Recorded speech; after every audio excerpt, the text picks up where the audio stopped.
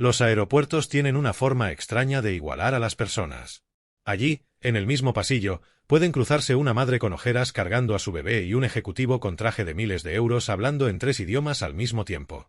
En ese espacio de tránsito, las historias se entrelazan sin querer y a veces, sin que nadie lo planee, ocurre algo que cambia el curso de varias vidas.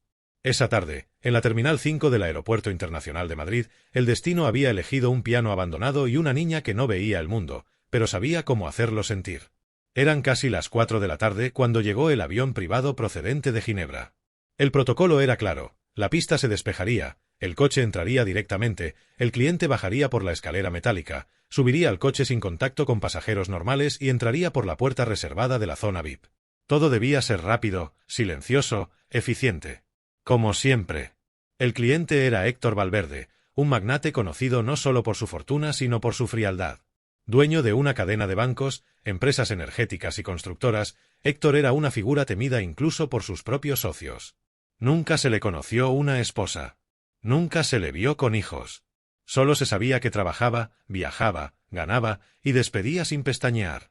No era cruel, decían. Era práctico. Mientras descendía del avión, su asistente personal ya lo esperaba con la tablet lista, actualizaciones al día, contratos en pantalla y una lista de reuniones pendientes.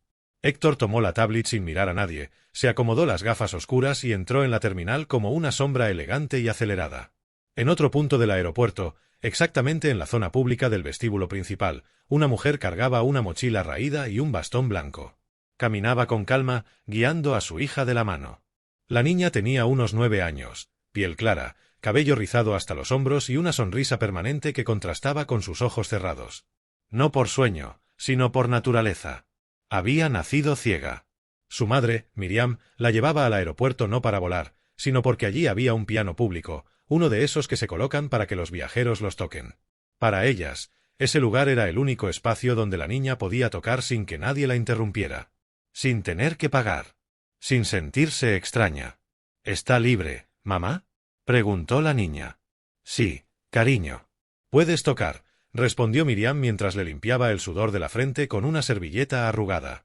La niña se sentó, tanteó las teclas con sus pequeños dedos y comenzó a tocar. Al principio, una melodía suave, casi como una caricia. Luego, notas más fuertes, más complejas, como si cada tecla contara una parte de su vida.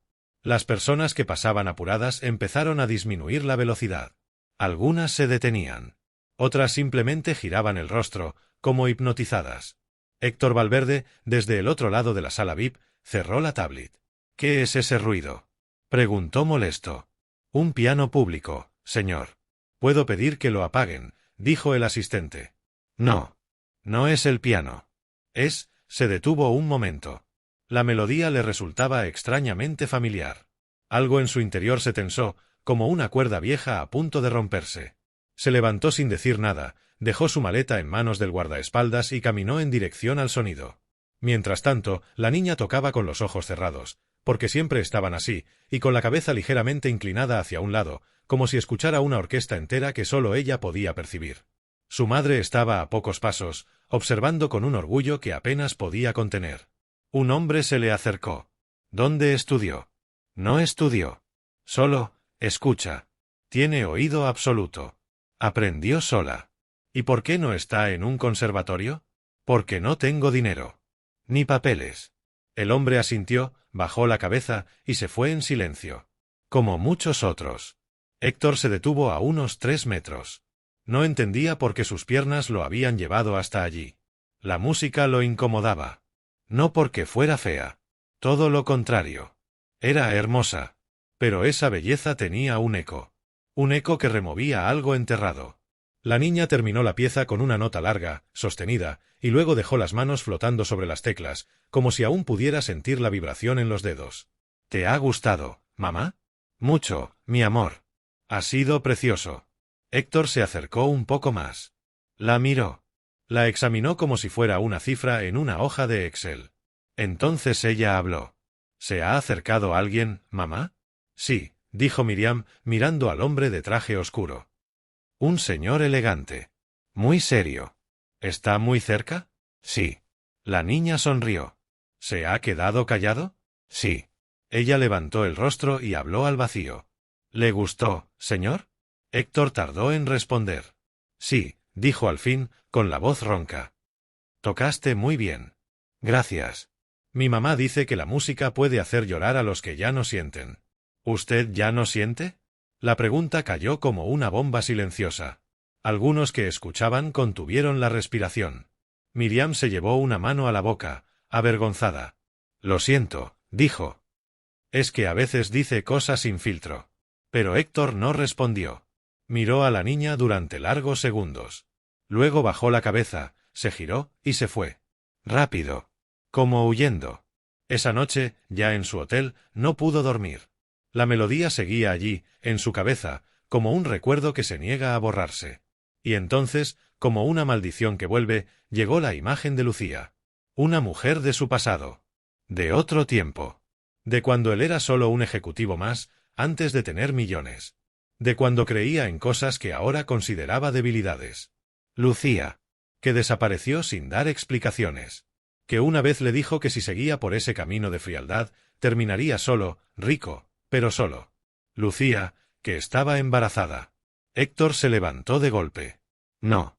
No podía ser. Pero el rostro de la niña, su sonrisa, su forma de hablar, el piano, todo coincidía. Demasiado. Y entonces, por primera vez en años, un miedo auténtico lo sacudió desde dentro. Había cosas que el dinero no podía ignorar. Esa noche Héctor no pegó un ojo. No por insomnio habitual, ni por estrés financiero. Sino por algo mucho más peligroso, duda. Aquella niña lo había desarmado con una frase. ¿Usted ya no siente? Una frase tan inocente, tan directa, que hizo más daño que cualquier auditoría o traición de negocios. Porque no era una pregunta. Era un espejo. Despertó a las 6. Su asistente aún dormía en la habitación contigua del hotel. Héctor se vistió solo, sin ayuda, sin corbata, sin el blindaje habitual de sus trajes oscuros. Bajó al vestíbulo como un hombre cualquiera, pero con el peso invisible de alguien que estaba por destapar una herida que había pasado años ignorando. Volvió al aeropuerto. No a la zona VIP, no a la entrada privada. A la pública. A la cafetería. A la fila de taxis. Al banco de madera frente al piano. Preguntó en recepción. Nadie sabía quién era la niña. Preguntó a los de seguridad. Algunos recordaban haberla visto más de una vez. Siempre con la misma mujer, siempre al atardecer, siempre en silencio. Como un ritual. ¿No tiene nombre? Preguntó. Solo sabemos que la niña se llama Alma, respondió un guardia. Pero no tenemos más datos. Alma. Héctor sintió que algo se quebraba en su interior con solo escuchar ese nombre. Caminó durante horas. Visitó las tiendas del aeropuerto. Miró las cámaras de vigilancia. Pidió ver grabaciones. Mostró una tarjeta dorada con su nombre, pero no sirvió. Nadie estaba autorizado a dar esa información. Fue entonces cuando ocurrió algo que no esperaba. Mientras tomaba un café negro en una mesa esquinera, una mujer de uniforme se le acercó. ¿Usted es el hombre del traje de ayer? Héctor levantó la mirada. Era la señora que limpiaba los baños en la terminal. Yo, sí. ¿Por? La niña me preguntó por usted. ¿Cómo? Anoche, cuando volvió a casa. Su madre le describió cómo se fue. Y ella preguntó si el hombre de traje estaba triste. ¿Y qué le dijo usted? Que sí. Que parecía que se había dado cuenta de algo importante. Héctor tragó saliva. ¿Sabe dónde puedo encontrarlas? La mujer dudó. Lo examinó como una madre examina a un extraño frente a su hijo. ¿Para qué las busca? Porque creo que la niña podría ser mi hija. La mujer se quedó helada. ¿Su hija? Sí. Ella no respondió. Pero al final, tras varios segundos de silencio, anotó una dirección en un papel. No las busque si no está dispuesto a quedarse, dijo. Porque esa niña cree que su padre murió antes de que ella naciera. Héctor apretó el papel como si fuera una cuerda de salvación. Salió del aeropuerto sin hablar con nadie, sin su asistente, sin guardaespaldas. Tomó un taxi común. Le dio la dirección. No sabía lo que iba a decir. No sabía lo que iba a encontrar. Solo sabía que había llegado demasiado tarde y que ya no podía permitirse seguir huyendo. El edificio era antiguo. Balcones oxidados, ropa colgando de las cuerdas, paredes con grietas y grafitis. Tocó el timbre y esperó. Una voz desde arriba gritó. ¿Quién es? Busco a Miriam. Es urgente. Silencio. Es sobre Alma, añadió. Entonces la puerta se abrió. Subió las escaleras con pasos firmes, aunque su corazón latía como el de un niño a punto de confesar una travesura. Ella lo esperaba en la puerta. Sin maquillaje. Sin sonrisa. Sin miedo. Sabía que vendrías, dijo Miriam. Tardaste solo 9 años. Él quiso hablar, pero no encontró palabras. ¿Qué haces aquí?, preguntó ella, con un tono más de agotamiento que de odio. Vi a la niña. La escuché tocar. Me quedé helado. No era para menos. ¿Es mía? No. No es tuya. Es de la vida. Es mía. Es suya. Tú no estuviste. Tú no preguntaste. Tú ni siquiera contestaste mi última carta. Nunca la recibí. La devolviste sin abrir. Él se quedó en silencio. Se sentó en una silla desvencijada. Miró alrededor. No había lujos, pero todo estaba limpio. Había dibujos en las paredes. Una guitarra rota en una esquina. Libros en braille. Y en el centro, un bastón blanco colgado como si fuera un trofeo. Quiero verla, dijo. Está en el colegio. Vuelve a las 4. Pero si crees que vas a entrar, sonreír, abrazarla y que todo se arregle, estás equivocado. Solo quiero conocerla. Saber quién es. Saber qué siente. Ella siente todo, respondió Miriam. Aunque no vea, aunque no conozca tu rostro, Alma siente más que todos los que te rodean. Él asintió. Quiero ayudar. ¿Ahora? ¿Con dinero? ¿Con becas? ¿Con una cuenta en Suiza? No. Quiero ayudar con mi presencia. Con mi historia. Quiero que sepa la verdad. Miriam lo miró durante largos segundos. ¿Estás dispuesto a que te odie? Sí. ¿A que no te abrace? Sí. ¿A que no te perdone? También. Entonces Miriam suspiró. Vuelve a las 4. Esa tarde, Héctor regresó. Esperó en la cocina. Escuchó la puerta abrirse. La voz de la niña llenando el pasillo. Un canto suave. Luego un silencio. Y después. ¿Mamá? Sí, Alma. ¿Hay alguien aquí? Sí. Hay alguien que quiere conocerte. ¿Quién? Miriam se acercó. La ayudó a quitarse la chaqueta. ¿Recuerdas al señor que te escuchó tocar en el aeropuerto? ¿El del traje elegante? Sí. Dice que quiere hablar contigo. ¿Está triste? Creo que sí. Entonces quiero tocarle una canción. ¿Puedo? Claro que sí. Héctor sintió un nudo en la garganta. La niña entró, se sentó en una silla, tanteó el teclado de un pequeño órgano electrónico y comenzó a tocar. No preguntó su nombre. No pidió nada.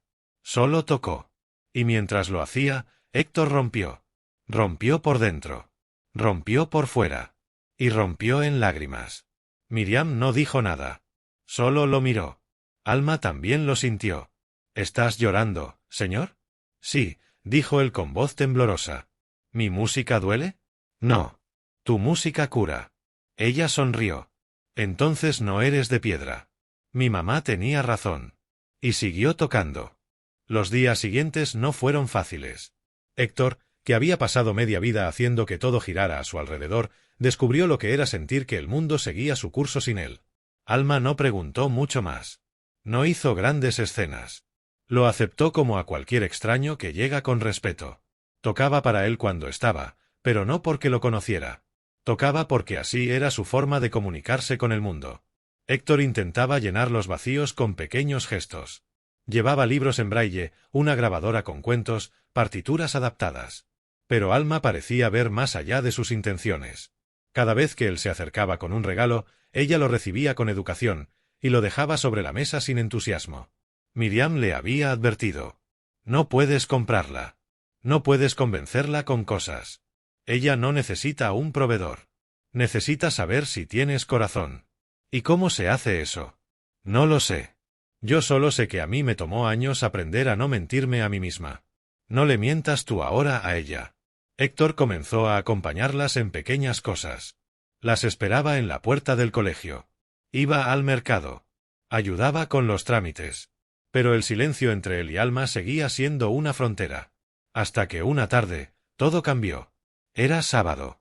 Alma tenía una presentación en el centro cultural del barrio. No era un concierto. Era una pequeña muestra de niños con talentos artísticos.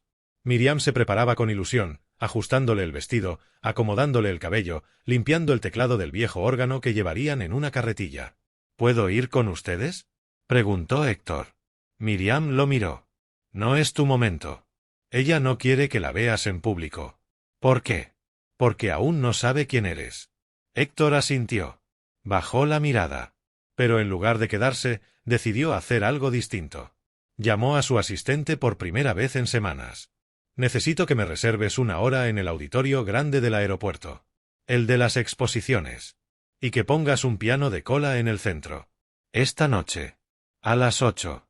—¿Qué? —¿Para qué, señor? No es para mí. Es para ella. ¿Para quién? Para alguien que no ve, pero que puede cambiarlo todo. Esa noche, después del evento, cuando Miriam y Alma regresaban con el carrito, encontraron a Héctor en la puerta. —¿Dónde estabas? —preguntó Alma. —Esperándote. ¿Estás bien? —Sí. Pero tengo algo que mostrarte. —¿Qué cosa? —Un piano. Uno especial. Ella frunció el ceño. —¿Puedo tocarlo? —Sí. Solo tú. Subieron a un coche. Miriam dudó, pero accedió. Alma se aferró a su bastón mientras Héctor la guiaba con suavidad. Llegaron al aeropuerto. No por la zona pública, sino por la sala de conferencias, transformada esa noche en un escenario privado.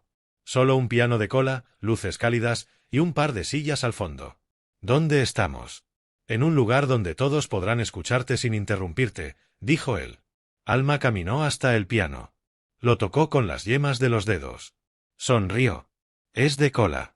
Nunca toqué uno así. —Ahora es tuyo —respondió Héctor. Ella se quedó callada. Luego levantó la cabeza y, por primera vez, le hizo una pregunta directa.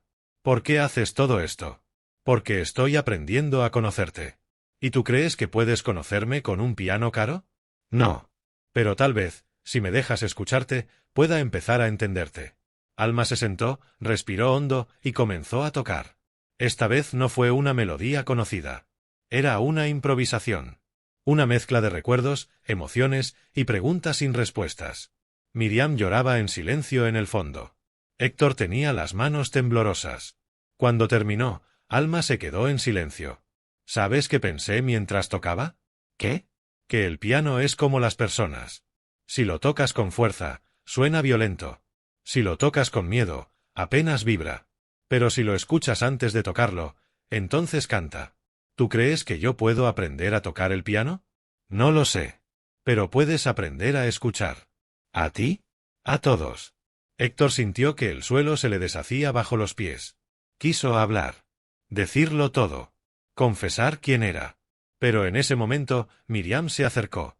Le puso una mano en el hombro. No aquí. No hoy. Déjala tocar en paz. Ya habrá tiempo para la verdad. Alma siguió tocando. Y Héctor supo que estaba al borde de algo irreversible. Esa noche fue la primera vez que Alma se durmió abrazando una nota de piano. Literalmente. Miriam la encontró en la cama, con los brazos rodeando una partitura en braille que Héctor le había regalado horas antes. No dijo nada. Solo la arropó, apagó la luz y salió del cuarto con el corazón en llamas. Héctor estaba en el comedor, sentado en la misma silla desvencijada en la que semanas atrás apenas había podido hablar. —Está dormida —dijo Miriam. —¿Sonrió? —Sí. Y eso es más de lo que tú o yo merecemos. Él asintió en silencio. —Quiero decírselo mañana —añadió. Toda la verdad. Que soy su padre. Que desaparecí. Que fui un cobarde. Que no la busqué. Que pensé más en mí que en ella. ¿Y si no te perdona? No busco perdón. Solo quiero que lo sepa. Que tenga derecho a elegir si quiere tenerme cerca. Miriam se sentó frente a él. Lo miró como quien evalúa una sentencia. No la dañes. No otra vez. Lo sé. Al día siguiente, Miriam preparó el desayuno y se sentaron los tres a la mesa. Alma hablaba con entusiasmo sobre una canción nueva que había soñado, mientras Héctor removía su café con manos temblorosas. En un momento, la niña preguntó: ¿Hoy iremos al piano de nuevo? Sí, dijo Miriam. Pero antes, Héctor quiere hablar contigo. Alma se giró. ¿Sí? Él tragó saliva. Hay algo que necesito decirte desde hace mucho tiempo. Algo que mereces saber. Y aunque me asusta, tengo que hacerlo. La niña esperó, sin una pizca de ansiedad. Solo escuchaba. Cuando tu madre y yo nos conocimos, yo era un hombre distinto. Ambicioso. Frío. Estaba construyendo mi mundo a costa de todo. Incluso de ella. Y cuando supe que estaba embarazada, no reaccioné como debía.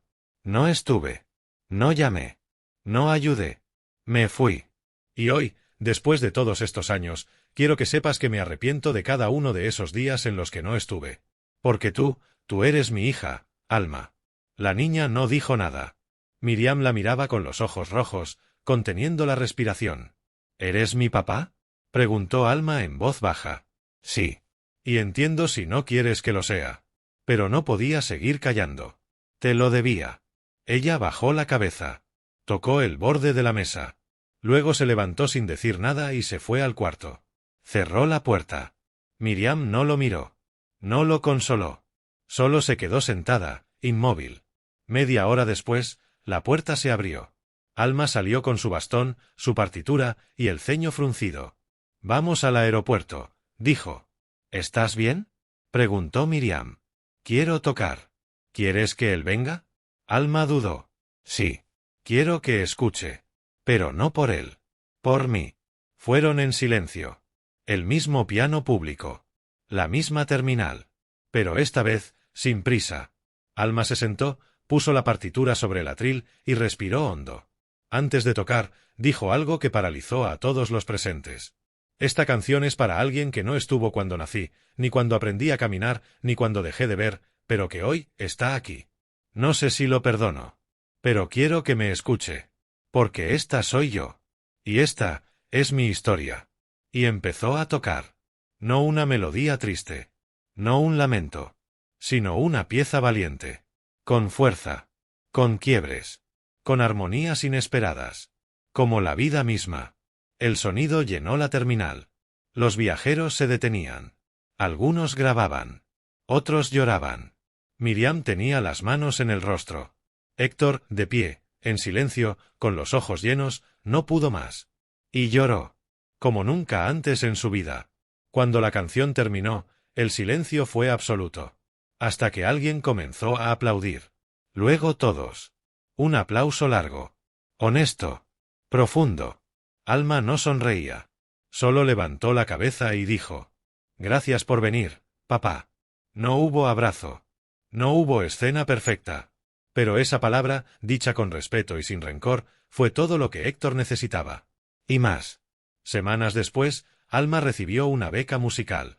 No porque Héctor la comprara, sino porque un vídeo de aquel día se volvió viral.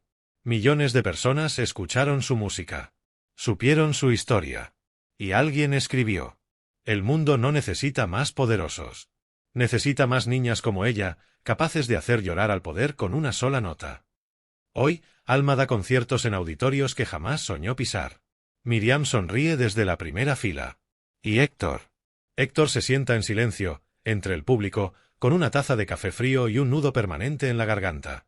Sabe que no podrá borrar el pasado.